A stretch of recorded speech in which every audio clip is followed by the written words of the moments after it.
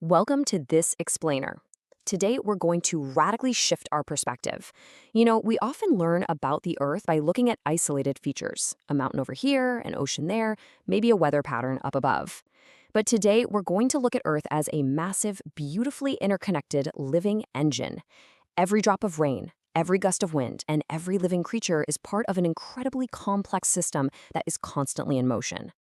Here is our roadmap for today. We'll be looking at the 5 spheres: solar fuel and heating, atmospheric shields, winds and ocean currents, the cycles of life, and finally, human impact. Let's get right into it.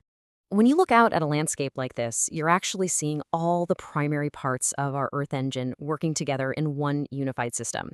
You've got the snow-capped mountains, a flowing river, green farmlands, a busy city, and the deep layers of soil beneath it all. It's not just a pretty view, right? It's a snapshot of a highly dynamic machine where matter and energy are constantly flowing and exchanging. So literally every single part of our planet belongs to one of these 5 interacting spheres. You have the geosphere, which is the solid rock and soil, the hydrosphere, representing all liquid water, the cryosphere, holding the planet's ice and snow, the atmosphere, the air we breathe, and the biosphere, encompassing all living organisms.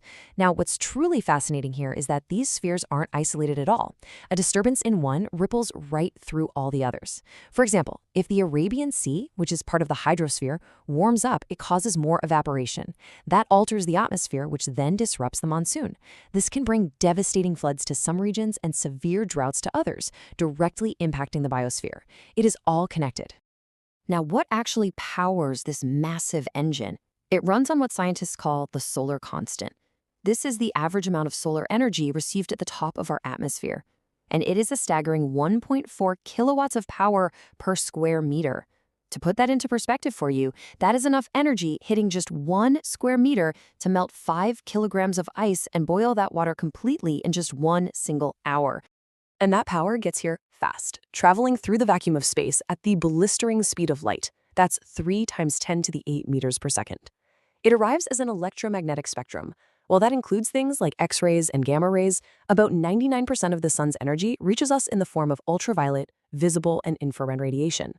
Visible light powers plant photosynthesis. Infrared directly warms our land and oceans. And the UV rays? Well, we'll get to how the Earth handles those in just a moment. But make no mistake, these specific waves completely shape our climate. Measuring all this incoming power was absolutely no small feat. Scientists like India's pioneering atmospheric physicist Anna Mani spent years meticulously mapping this solar insulation. Starting back in the 1950s, her measurements culminated in the 1982 publication Solar Radiation over India. This wasn't just academic curiosity. She essentially created the country's very first insulation atlas, laying the crucial groundwork for the massive modern solar-powered energy future we're building today. But here is a really critical question. Does all this massive solar energy heat the Earth evenly? Consider the concept of albedo, which is simply the fraction of solar radiation a surface reflects. High albedo surfaces, like snow, can reflect up to 90% of the light hitting them, meaning they stay very cold. But darker surfaces, like crushed rock, reflect only 25 to 30%, absorbing the rest as heat. Add in the fact that the Earth is a sphere, meaning the equator gets direct hits while the poles get slanted rays, and you have a recipe for highly uneven heating across the globe. This uneven heating is further managed by our atmospheric shield. And our atmosphere isn't just one big uniform block of air. It has distinct layers. The troposphere, extending up to about 12 kilometers, is where all our weather happens, the evaporation, the storms, the whole shebang. But right above that is the stratosphere. Interestingly, the temperature there actually increases with height. Why? That's because of the ozone layer, which is busy absorbing those high-energy, potentially dangerous UV rays from the sun, converting them into heat and keeping our surface safe. And figuring out how this protective ozone shield works took incredible dedication. Take the atmospheric scientist K.R. Ramanathan. Back in 1934, he literally climbed 18,000 feet up into the Himalayas just to manually measure these vital ozone levels at high altitudes. His intense fieldwork laid the absolute foundation for how we understand UV absorption today. All right, let's bring it back down to the surface and see how all this uneven heating creates movement. It essentially forms localized gears in our Earth engine. Think about the mechanics of mountain and valley breezes.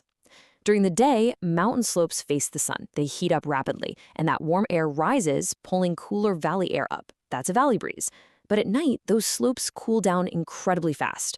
That heavy, dense, cold air then sinks back down into the valley, creating a mountain breeze. It's like the Earth is literally breathing in and out based purely on temperature differences. If we zoom out to a massive planetary scale, those same principles of uneven heating, combined with the rotation of the Earth, drive our huge ocean currents. Think of them as the primary coolant system for our global engine. They transport vast amounts of heat from the equator toward the poles. For instance, the North Atlantic Drift is a powerful current that moves so much warm water across the Atlantic that it actually keeps many European ports completely ice-free in the dead of winter, even at extremely high latitudes. These powerful ocean currents and global winds are what drive the planet's vital biogeochemical cycles.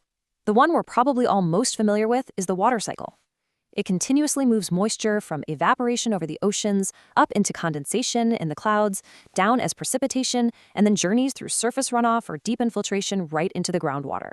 It's a pretty flawless recycling system connecting the hydrosphere, atmosphere, and geosphere. Next up is the carbon cycle, which is literally the backbone of life. The crucial point here is that this cycle operates at two radically different speeds. You have the fast carbon cycle, which happens over days or years as plants absorb carbon dioxide for photosynthesis, releasing oxygen, and then animals breathe that oxygen in, releasing carbon back out. But then there's the slow carbon cycle. Over millions of years, dead organic matter is buried and turned into fossil fuels or locked away as carbonate in the oceans. In fact, surprisingly, the oceans hold a massive 71% of all global carbon.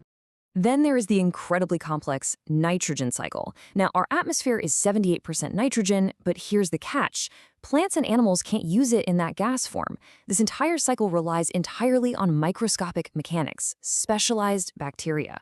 For example, rhizobium bacteria live in the roots of legumes and perform nitrogen fixation, converting air into usable ammonia. Other bacteria, like Nitrosomonas, further refine it into nitrates that plants can actually absorb. Without these microscopic organisms, the entire biosphere would just starve for nutrients. So as you can see, our Earth engine operates in a state of delicate, absolutely beautiful balance across all 5 spheres, constantly moving water, carbon, oxygen, and nitrogen. Which brings us to a really critical question we have to face. What happens to this magnificent machine if these deeply interconnected cycles get disrupted? Well, human activities are currently turning the dials on this engine, and we're doing it incredibly fast. By burning fossil fuels, we are taking carbon that was safely locked away in that slow cycle for millions of years and violently dumping it straight into the fast cycle in just a matter of decades.